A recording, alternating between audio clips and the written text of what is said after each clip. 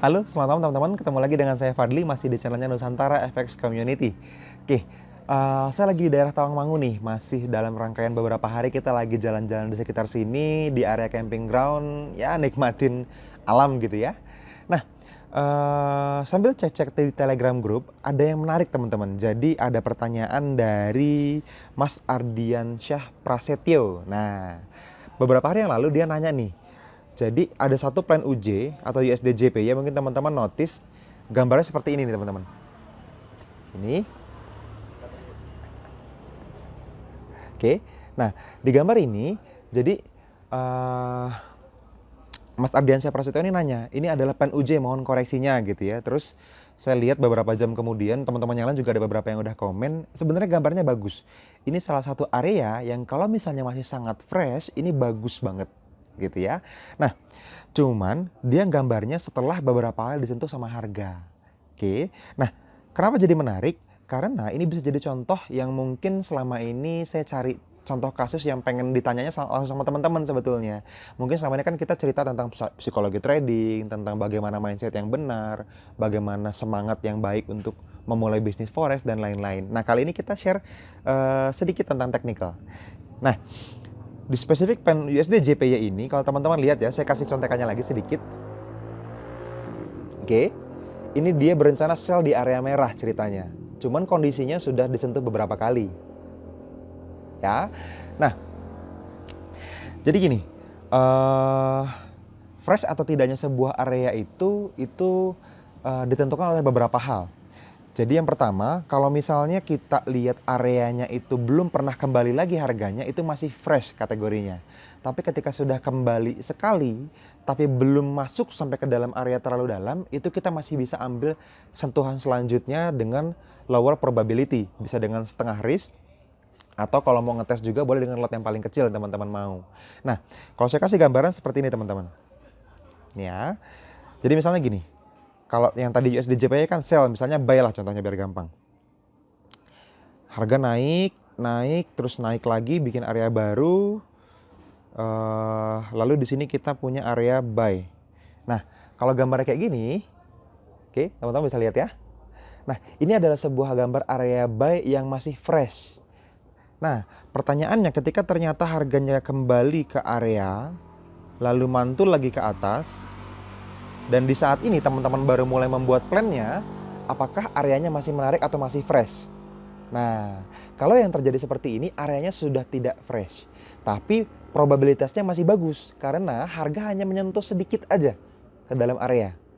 Nah, kalau kita bisa presentasekan, kalau saya secara pribadi itu 20-25% dia masuk ke dalam area itu masih boleh diambil sentuhan selanjutnya.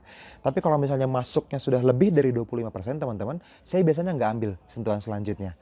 Jadi sentuhan pertama itu masih sangat menarik, itu sentuhan yang harusnya kita ambil.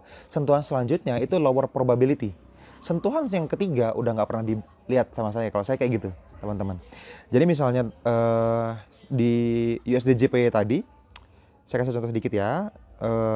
Dia kan areanya sell tuh. Jadi harga turun, terus balik, terus turun, terus balik lagi, terus turun, terus balik lagi. Tapi dengan ini yang sudah lumayan dalam. Ntar Mbak ya.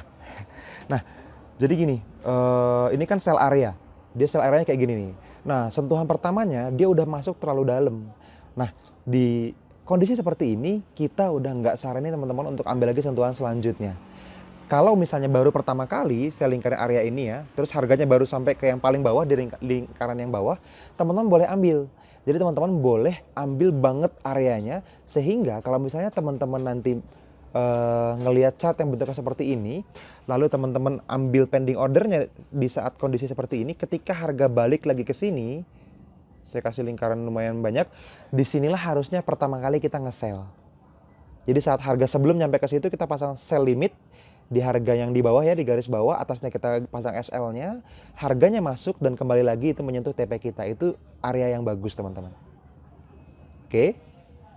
Oke, jadi ini sebuah area yang biasanya kita ambil kalau misalnya kita membuat sebuah plan. Nah, ini juga kadang-kadang sering banget kita sampaikan di seminar, kadang-kadang kita sampaikan di live trading gitu ya. Karena memang di posisi kita itu susah banget ngasih contoh ke teman-teman kalau misalnya contohnya ini kurang banyak, kurang spesifik. Teman-teman perlu jam terbang lebih banyak lagi. Teman-teman perlu contoh kasus lebih banyak lagi. Mungkin buat Mas Ardiansah Prasetyo ini bagus Mas. Ini bisa jadi salah satu contoh yang bagus banget seandainya sentuhan pertamanya belum terjadi. Gitu ya. Jadi kalau misalnya saya jawab tadi, saya sudah bilang tuh, sudah nggak fresh Mas, ada yang sudah masuk cukup dalam harganya. Kalau saya lebih suka cari di area lain, nunggu trennya jelas dulu. Nah, buat teman-teman tips yang terakhir, kalau misalnya ini sering terjadi, buat teman-teman semua, jangan dipaksain untuk nge-sell di area seperti itu, karena sudah tidak fresh, yang pertama. Yang kedua, kalau mau coba, kalau belum masuk sampai 20-25%, cuma nyentuh dikit terus harganya lari lagi, teman-teman boleh ambil. Nah, yang ketiga, kalau areanya sudah ditembus lebih dari 25%, setengahnya atau hampir seluruhnya baru harga keluar lagi, sentuhan selanjutnya saya biasanya cuekin. Oke? Mungkin itu aja, simple. Nanti kalau misalnya teman-teman mau komentar lagi, saya mungkin anggap video ini sebagai sebuah pancingan lah ya. Karena juga kita lagi jalan-jalan, terus kebetulan ada pertanyaan yang menarik, kebenaran bawa mic. Jadi ya udahlah, kita coba rekam pakai handphone, ini juga ngerekamnya. Nah, kalau misalnya teman-teman ada pertanyaan lanjutan tentang teknikal yang lebih menarik lagi, komen aja di bawah video ini. Nanti kita bisa bahas di video-video selanjutnya tentang technical trading yang kita punya. Oke? Mungkin itu aja dari saya. Sampai ketemu di video-video selanjutnya. See you.